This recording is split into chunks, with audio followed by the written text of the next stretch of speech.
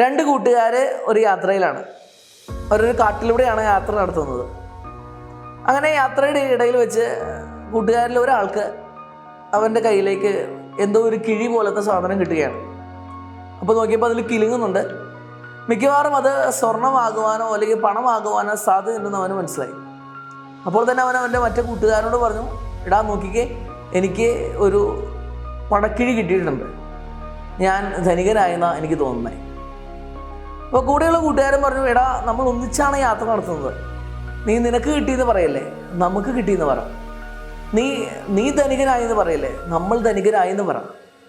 അപ്പോൾ കൂട്ടുകാരൻ പറഞ്ഞു, അത് പറ്റില്ല, യാത്രയൊക്കെ ഒന്നിച്ചായിരിക്കും, പക്ഷേ ഈ പണക്കിഴി കിട്ടിയത് എനിക്കാണ്, അതുകൊണ്ട് ഞാനാണ് ധനികനായതും ഇത് എനിക്ക് കിട്ടിയതുമാണ്. പെട്ടെന്ന് ദേ കള്ളൻ കള്ളൻ എന്നൊരു വിളി കേട്ടു. അപ്പോൾ കൂട്ടുകാരന് മനസ്സിലായി ഇതെന്ത് പ്രശ്നമാണ്. കൂട്ടുകാരൻ, പണക്കിഴി കിട്ടിയ കൂട്ടുകാരൻ മറ്റേ കൂട്ടുകാരനോട് പറഞ്ഞു, എടാ നോക്കിക്കേ, ദേ നമ്മളെ കള്ളൻ കള്ളൻ എന്ന് വിളിക്കുന്നു, നമുക്ക് വേഗം ഓടി രക്ഷപ്പെടാം. അപ്പോൾ മറ്റേ കൂട്ടുകാരൻ പറഞ്ഞു, എടാ ഈ പണക്കിഴി കിട്ടിയത് നിനക്കാണ്, നീയാണ് കള്ളൻ, അപ്പോൾ നീ തന്നെ ഓടി രക്ഷപ്പെട്ടു.